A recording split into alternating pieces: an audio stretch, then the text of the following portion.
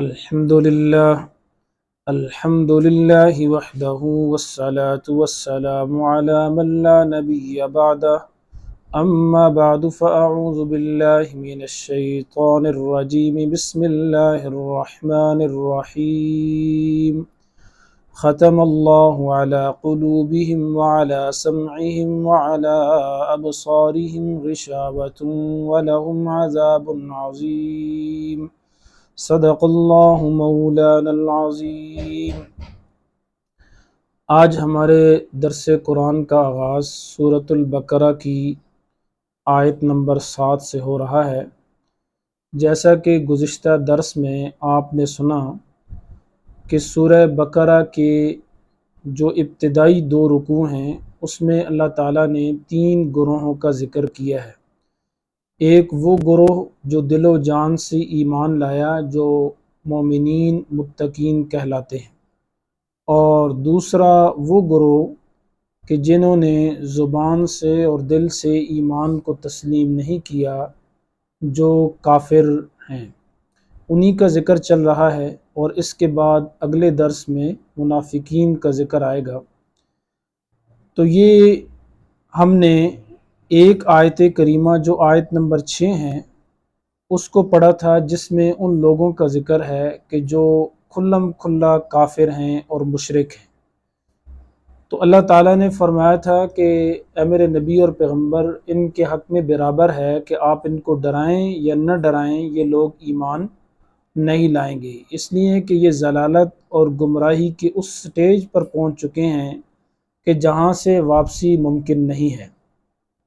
آج اللہ تعالیٰ نے جو ہم نے آیت پڑھی ہے، اس میں اللہ تعالیٰ نے ان کی اسی گمراہی کا ذکر کیا ہے کہ جس گمراہی کے بعد اور جس ضلالت کے درجے کے بعد ہدایت متصور نہیں ہے۔ وہ کون سی گمراہی ہے؟ فرمایا ختم اللہ علی قلوبہم، اللہ تعالیٰ نے ان کے دلوں پر مہر لگا دی ہے۔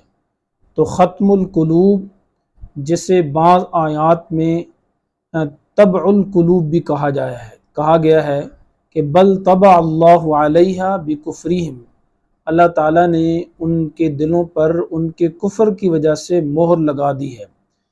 تو یہ ختم اور طبع، یہ گمراہی کا وہ آخری سٹیج ہے کہ جس کے بعد ہدایت ممکن نہیں۔ تو فرمایا اللہ تعالیٰ نے ان کے دلوں پر مہر لگا دی، وعلی سمعہم، اور ان کے کانوں پر یعنی ان کی سننے کی جگہوں پر، وعلی ابصارہم غشاوۃ، اور ان کی آنکھوں کے سامنے پردہ آ گیا ہے کہ وہ حق بات کو نہیں دیکھتے، وَلَهُمْ عَذَابٌ عَظِيمٌ، اور ان کے لیے بڑا عذاب ہے۔ تو اللہ تعالیٰ نے ارشاد فرمایا کہ یہ جو مخصوص قسم کے کافر ہیں، ابو جہل ہے، ابو لہب ہے، عتبہ ہے وغیرہ، ان کے متعلق آپ صلی اللہ علیہ وسلم کو بتلا دیا کہ یہ کفر کے اعلیٰ درجے پر ہیں، جس کے بعد اب ان کی ہدایت کا کوئی تصور نہیں ہے، یہ وہاں سے واپس نہیں آ سکتے۔ ان کے دلوں پر مہر لگ چکی ہے، اور ان کے کان جو ہے وہ ان پر بھی مہر لگ چکی ہے، ان کی آنکھوں کے آگے پردہ آ گیا ہے، اور آخرت میں ان کو ایک بہت بڑی سزا کا اور عذاب کا سامنا کرنا پڑے گا۔ محترم سامعین، یہاں پر جب ہم نے اس آیت کریمہ کا بھی مختصر تعارف پڑھا ہے اور اس کا ترجمہ اور مختصر تفسیر ذکر کی ہے، تو کچھ سوالات یہاں پر پیدا ہوتے ہیں۔ میں مختصراً ان کا جواب عرض کر دیتا ہوں، سوال اور جواب۔ ایک سوال تو یہاں پر یہ ہوتا ہے کہ اللہ تعالیٰ نے فرمایا کہ ختم اللہ علی قلوبہم، اللہ تعالیٰ نے ان کافروں کے دلوں پر مہر لگا دی ہے۔ تو مہر آج تک تو ہم نے نہیں دیکھا کہ کسی آدمی کے دل پر لگی ہو۔ کتنے ہی لوگوں کا آپریشن کیا گیا، آج جو سائنس ہے اس قدر ترقی کر گئی ہے، کتنے لوگوں کا دل کا آپریشن ہوتا ہے، کافروں کا ہوتا ہے، ان کے دلوں پر کوئی مہر نہیں ہوتی۔ تو اس سے مراد کیا ہے؟ اس کا جواب مفسرین نے یہ لکھا ہے کہ دیکھیں، دل سے مراد یہاں پر وہ گوشت کا ٹکڑا نہیں ہے، بلکہ دل سے مراد یہاں پر عقل ہے۔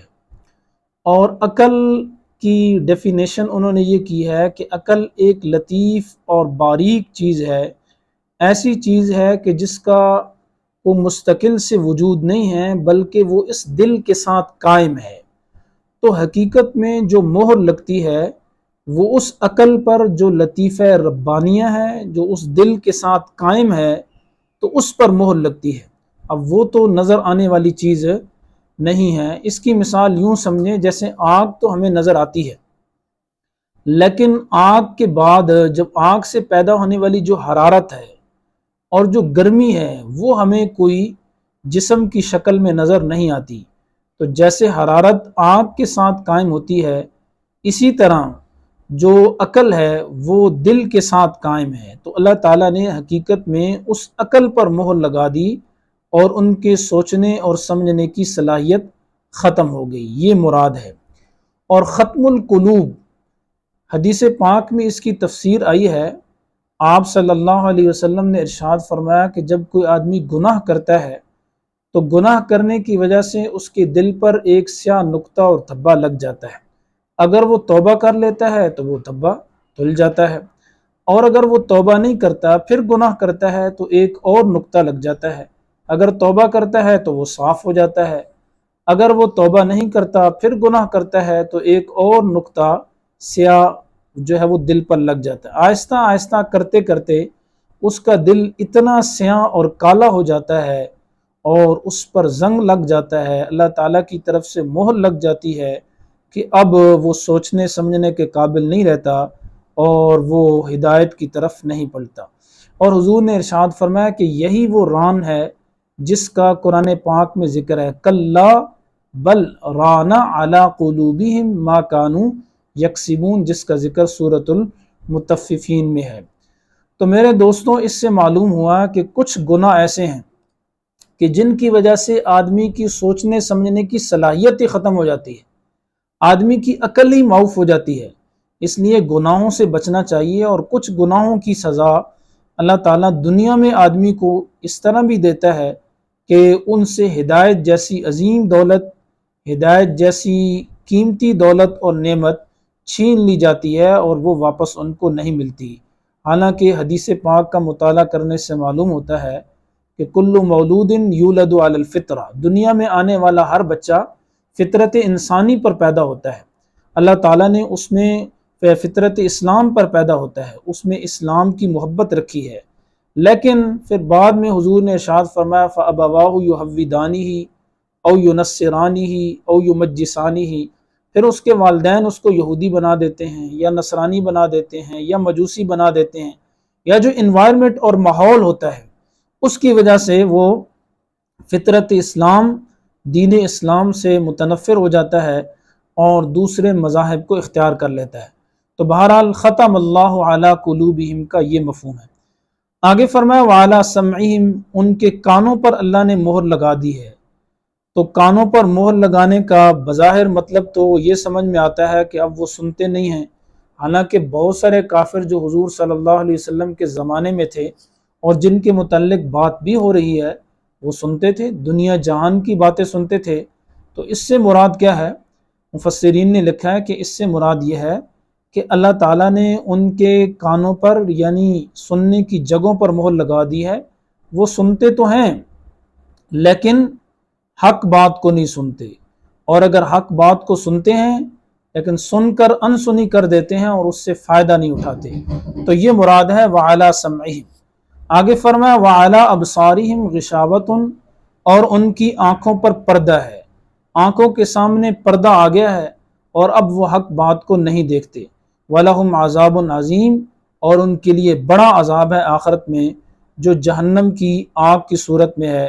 تو ان دو آیات میں، آیت نمبر 6 میں اور آیت نمبر 7 میں اللہ تعالیٰ نے کفار کا ذکر کیا ہے۔ اس کے بعد جو ہمارا اگلا درس ہوگا جس میں تقریباً پورا ایک رکوع ہے جس میں اللہ تعالیٰ نے منافقین کا ذکر کیا ہے۔ اللہ تعالیٰ ہمیں قرآن کریم کی صحیح سمجھ نصیب فرمائے۔